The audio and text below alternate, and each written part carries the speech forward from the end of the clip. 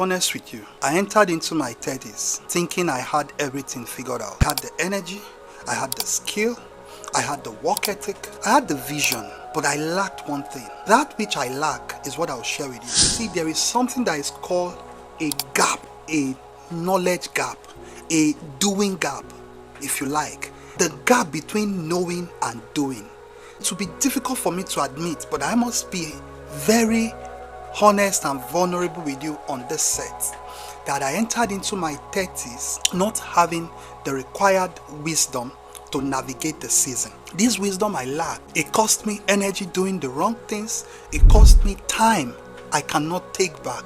Well, I grew, I learned, and I got better. Even though I learned the hard way, today, the good news is, the things I learned the hard way, the things I wish I heard when I was turning 30 is what I'm going to share with you on this conversation.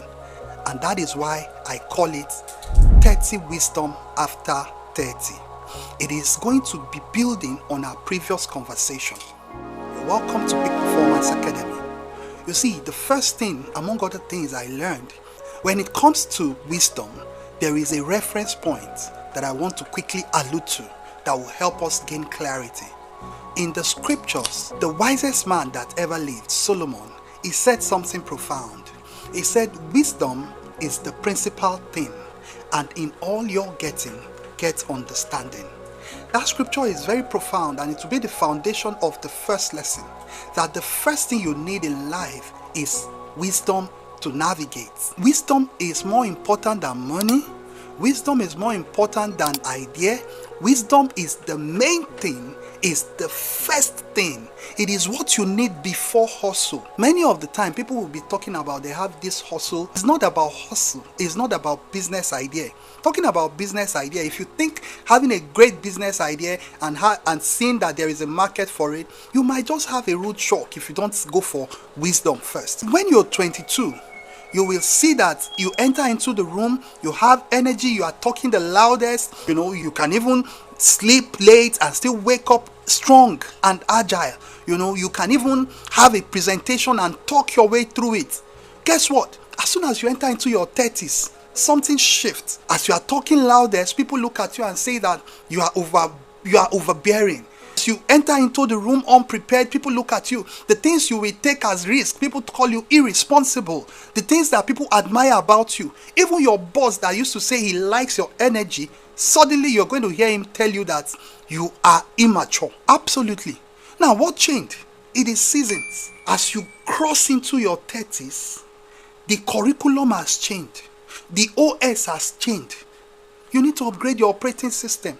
So don't use the strategies you used while you were much younger. Now you are older. Don't use it anymore. Because I tell you the truth, if you continue to do things the way you have done them, what got you here, as a matter of fact, will not get you there.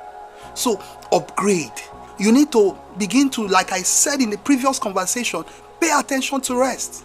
Because the curriculum has changed. The timing, the season of life you are in requires a different way of operation. That is what I call the OS of the 30s and beyond. So plug into the OS of the 30s and beyond. Don't be given to the younger days vibe. Now you are getting to the age of responsibility. So carry yourself accordingly.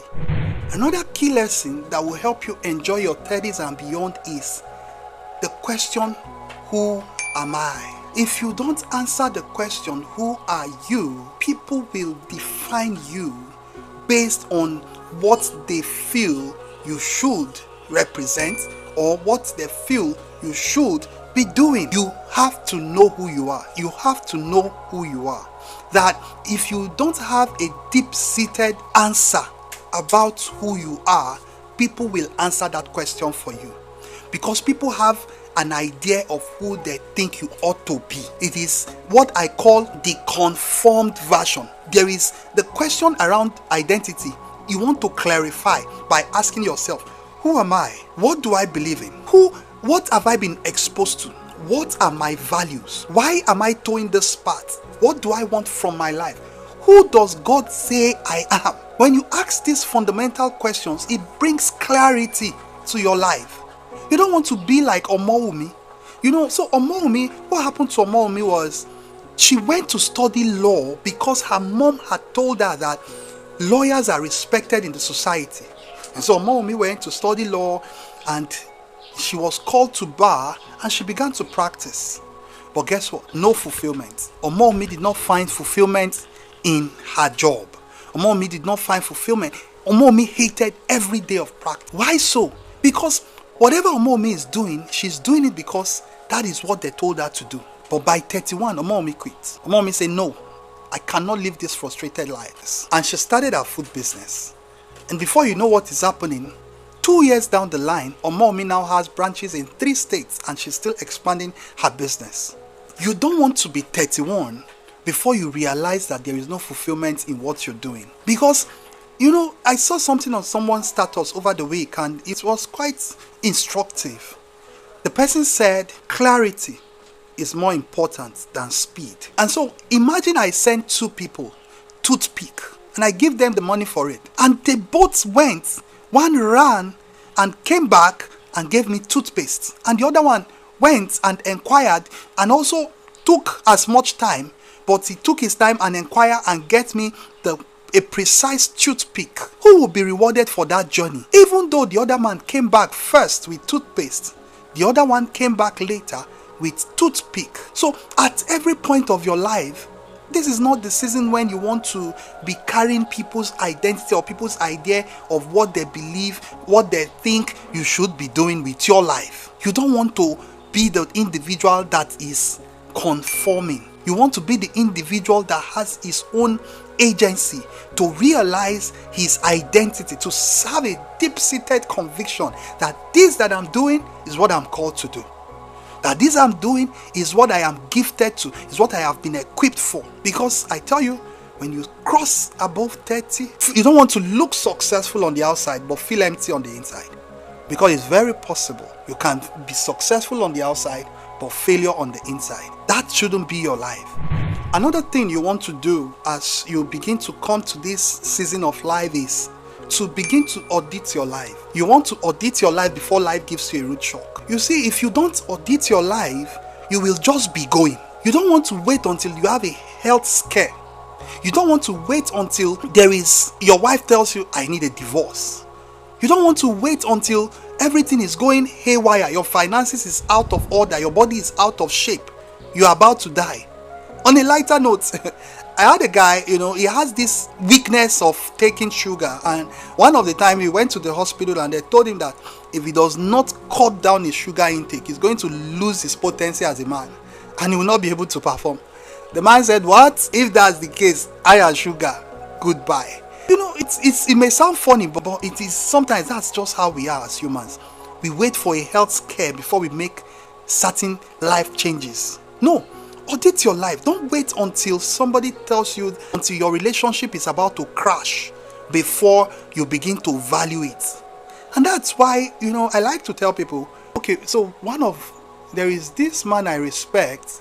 He says, you don't watch movies. That why will you be watching movie?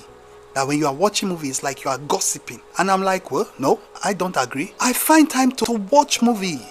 I find time to relax. I audit my life. I spend quality time with my family. I create memory with my children. Look at this.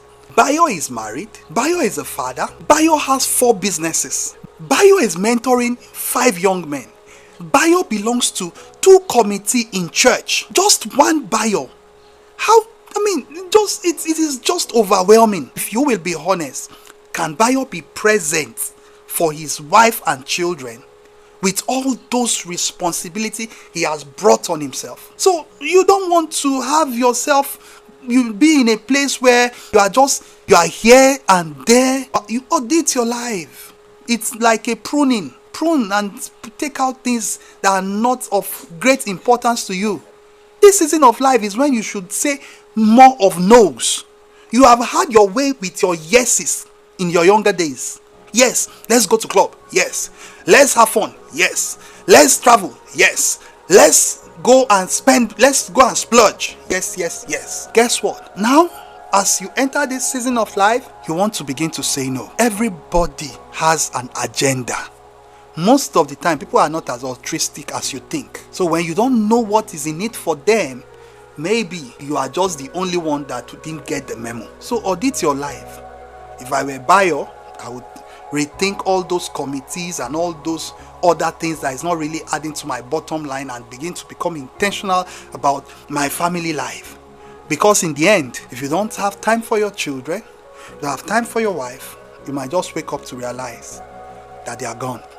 Because I have seen an elder couple, the man was not stable and solid for himself and for his family, and now in his older years, he is by himself. You don't want to be a lone ranger. So do the needful. Make sure that your life is not clogged with a lot of activity, because most of the time, activity is not productivity. One wisdom I also began to mature into, even as I crossed this season of life, the conversation around pressure. And so if you look at your life critically, you will see something. You see, there is external pressure that comes from people if you are given to peer pressure. There is the pressure from your family. They are placing a demand on you. Do this for us, uncle. Do that for us, auntie. There is the pressure from social media. There is the pressure from your friends. Don't be driven by pressure. The car you want to buy now, why are you buying that car? Is it because you want to make a statement? Is it because you want to pepper them? I used to wonder, for me, I used to ask, this idea of you want to pepper Mr. A, you want to pepper Mr. B. In the end, people are not paying attention to you as much as you thought. You'll be shocked that you buy the most expensive shoe and you enter into the room and then nobody will notice. Because of a truth, you are the one that is so self-absorbed and you are thinking that people are thinking about you. Most of the time, people are also dealing with life issues. And so don't make decisions from pressure. Make decisions from conviction. Make decisions that allows you to sleep at night. Make decisions that come from a place of, okay, I have premeditated on this, and this is what is best for me. Because I used to tell people, actions have consequences. The beauty of life is that you can choose. But you see, after you have chosen, the order of life takes its course. You can only wait for consequences. And that is why you don't want to be given to making your decision from pressure. And so you see people talking about Ashoebi, you see people talking, pressure. Just remember something. So some years ago, there was this pressure for me to contribute alongside my family members. And at the time, it was not a good time for us financially. In fact, we contributed more or less under duress, only to realize that our contribution, even though we contributed, in the end, that singular action, it cost my family a decent meal. At the time, it cost my own family a decent meal. And at the end, nothing changed. Because even though I contributed out of pressure, it made little or no significance. So that's why after that experience, I said to myself, whatever I'm going to do going forward, it's not going to be because Mr. A has contributed this amount, Mr. B has contributed that amount. I am the one now that has not contributed. I will not allow myself to be in that school or in that WhatsApp group where we are competing for the highest bidder or highest contributor.